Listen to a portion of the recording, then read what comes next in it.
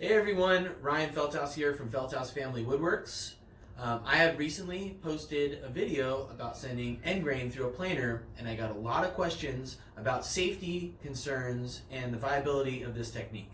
What I want to do is just take some time to show my method for safely sending end grain glue ups through my planer. So first, I'd like to take a moment to talk about the planer that I'll be using in this video, and that is the DeWalt DW735 13-inch benchtop planer. So some of the features that are on this tool is it has a depth stop. This will activate a pin to stop you from going below your indicated depth. Here I'm at 1 inch, so if I roll my wheel down, that'll stop me at 1 inch. Next, we have a dual speed in-feed rollers. The first speed will be for finish cuts, which will give you more cuts per inch. On this, when it's 1, I believe it's 179 cuts per inch. Shift it over to 2, that'll be a faster in-feed, and that'll give me 96 cuts per inch. One of my favorite features of this tool is the pre-indicator. So this little bar, when you send your piece in, it'll hit that bar and it will indicate how much you're about to take off per pass. This is an excellent feature that I found to be quite accurate. And over here, of course, is our depth indicator, and I've actually found this layout to be really accurate. So yeah, this is an overall great tool. Okay, the last feature that I want to talk about is my 3-knife cutter head. This is the stock head that comes with this tool. You can upgrade to a helical head, which is a spiral head that has like a line of cutters that are rotatable, and they're awesome. They cost twice as much as the tool itself, but they're really cool and they're an excellent upgrade. But I have the 3-knife cutter head on my tool. Okay, so that covers just about most of the features of this tool. Now I'd like to move over and talk about the wood species that I'm going to be sending through this end grain. Now let's talk about the species of wood that I'm going to be using for this demonstration. Inside of this glue up, I have purple heart, hard maple, and black walnut. Purple heart is one of the denser species of wood that I work with on a regular basis. Hard maple and black walnut both have a relatively hard density gravity. Alright, now that we've covered the tool and the materials that we're going to be using, let's go on ahead and get this cut up on the crosscut sled and prepared for our glue up.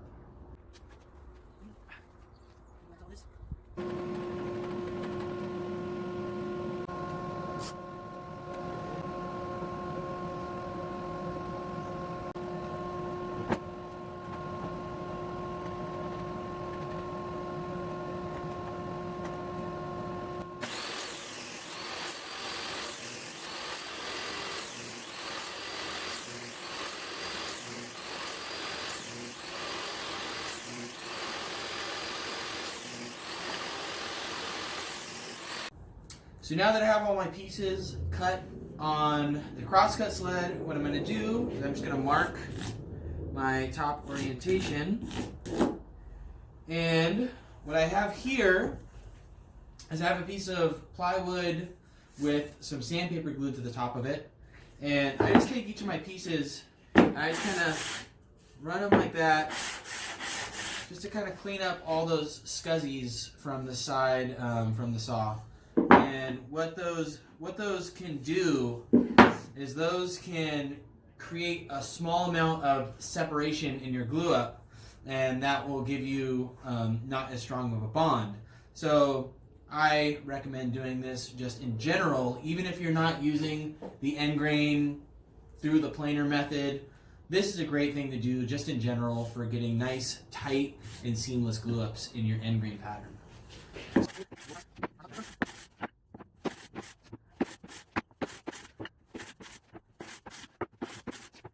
Okay, now that I have these cleaned up on my sandpaper, what I'm going to do is I'm going to take a couple pieces of just regular old pine, like this is just framing pine from the big box store. I'm going to go ahead and get these cleaned up on the joiner and dimensioned on the table saw as my sacrificial end caps for my glue up.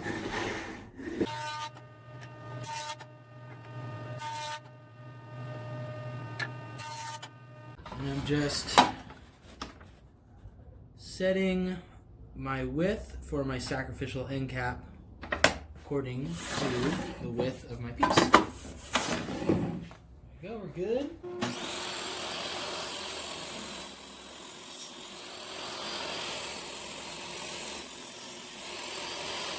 Alright, so after I ran these on the joiner, they had a little bit of a taper, so what I'm going to do is I'm just going to run them through the planer just to make sure that they are completely parallel for my glue up. So let's go ahead and get these planed and dimensioned, and then they'll be ready to go for our sacrificial end caps.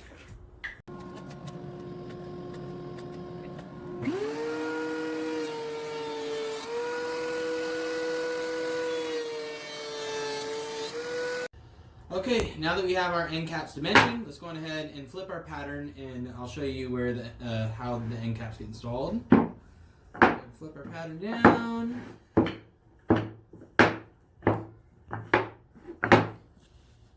Boom, there you have it.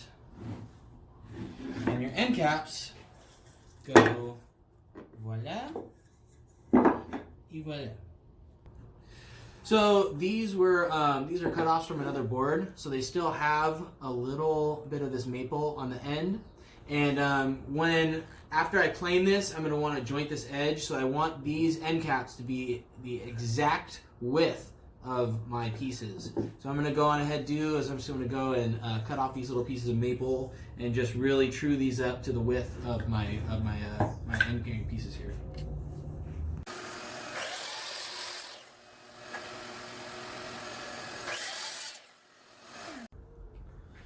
Okay, so now we have our sacrificial pieces on the end. They're trued up.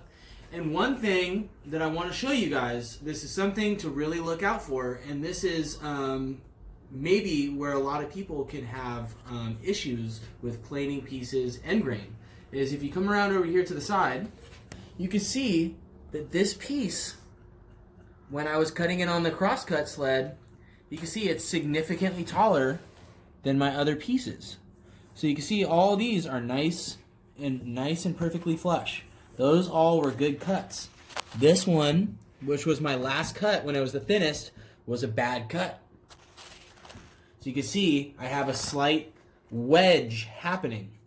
And these types of discrepancies, these are the things that can lead to failures when running your end grain pieces through the planer. So what we're going to do, we're going to bring this over to the table saw, and we're going to true this piece up to the thickness of all my other pieces.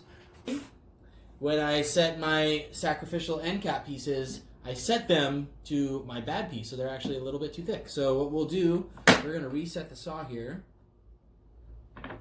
get this piece set up. Boom, that one's good. So let's put this one back in order.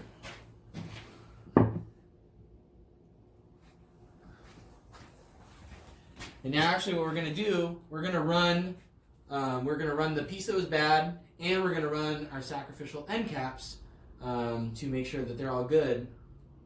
And everything is true and flat.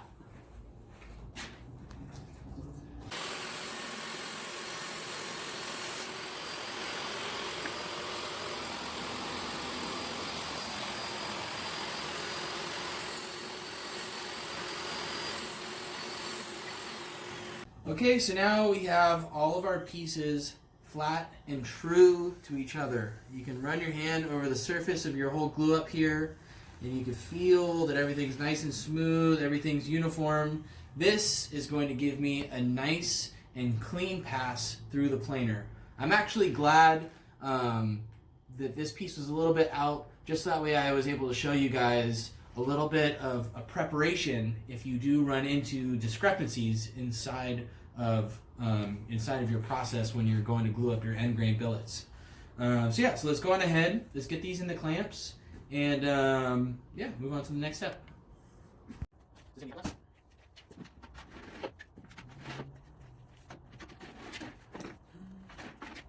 Very good.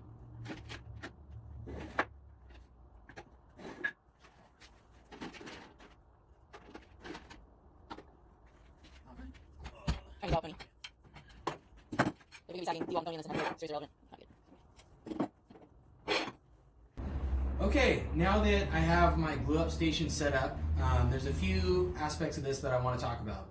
The first aspect is my glue up jig saddle is what I'll call it. I designed these to give myself height from the table so that way I have access underneath my workpiece for applying my straightening cauls and for applying additional clamps. And it also offers a lot of stability to my workpiece when I'm clamping.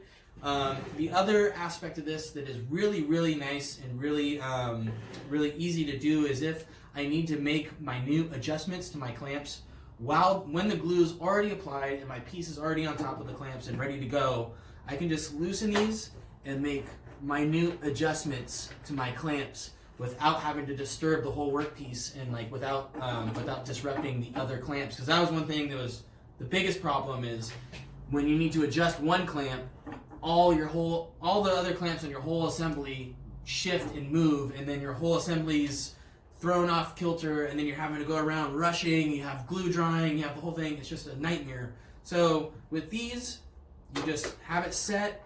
Each side of the clamp is adjustable individually, which gives you a lot of control over your glue up. This is it's a great jig. I really enjoy it. Super easy to build, super simple, and is going to completely change the stress and how you feel about your glue ups. Highly recommend you do this. So the next thing that is really crucial when you're going to be sending end grain through a planer, when you're in this glue up, use straightening cauls, use straightening sticks. These are going to give you that clean surface and that clean glue up that you need to have a safe pass through the planer. Use these in general, like even if you're not planning to run your piece through the planer, use these in general. They're just going to make your work so much cleaner. I'll show you how we use them when we get to the glue up. But these are called straightening cauls or cauls. I put them on the top and the bottom of my piece, and I use F clamps to tighten them down to keep my workpiece flat and straight.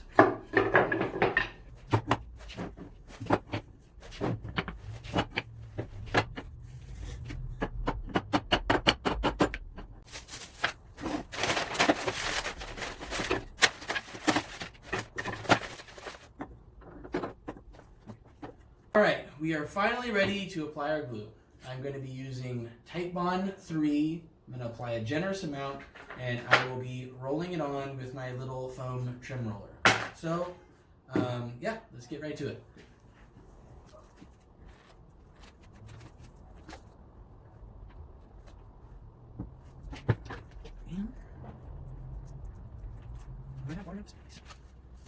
I'm prepared. Yeah. Oh, don't know why. You found a piece on it, I think that did this glue. That's a good thing. Yeah, it's a good thing. People use it, and that's it, you use it. Well, yeah. What's your life? Red, finally. Oh, there. Oh, there's there. Can you imagine that you pass it? I like glue splitting.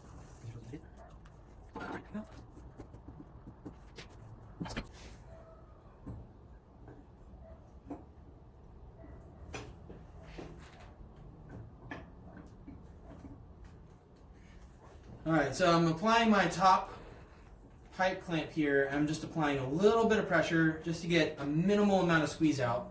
Now, with the help of my faithful shop assistant, she will hold these cauls on the side. I'm going to use these to straighten out my piece while I apply a general, like a first initial tightening just to kind of get everything lined up.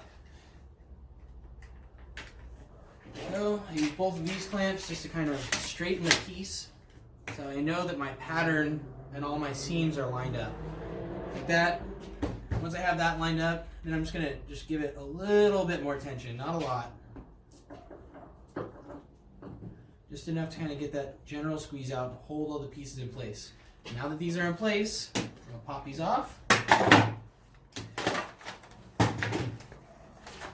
We will apply these on the tops and bottoms.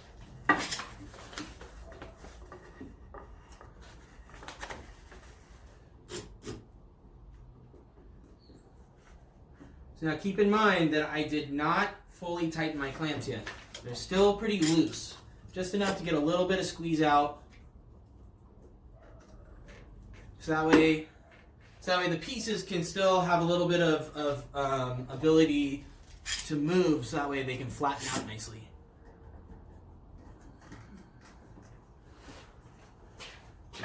And then we're going to go to the other side.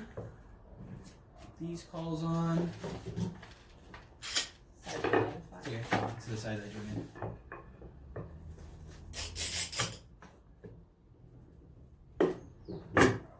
No, it's really on. Must have. It's this side. Is that the right side? Don't be like me. Keep track of the side of your caul that you jointed.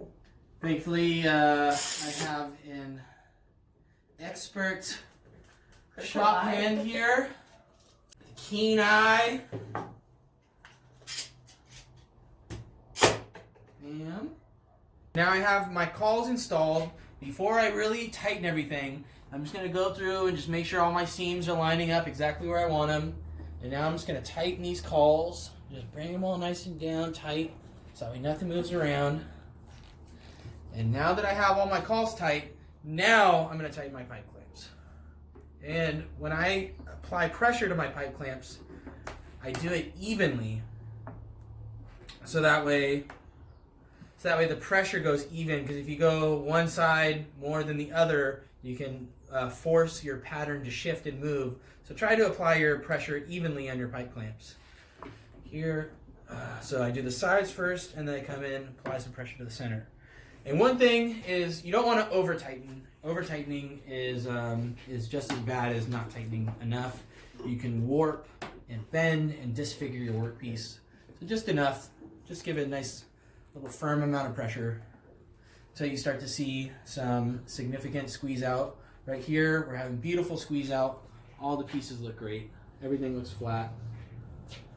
One thing you could do at this phase of the glue up is you can clean up all this glue ahead of time. What I do is I just have a sponge with a bucket of water and I just wipe it away. This is just going to make the cleaning process after all the glue is dried a lot easier, and I won't have to scrape it off so much later. Take out the sponge. Put it in here.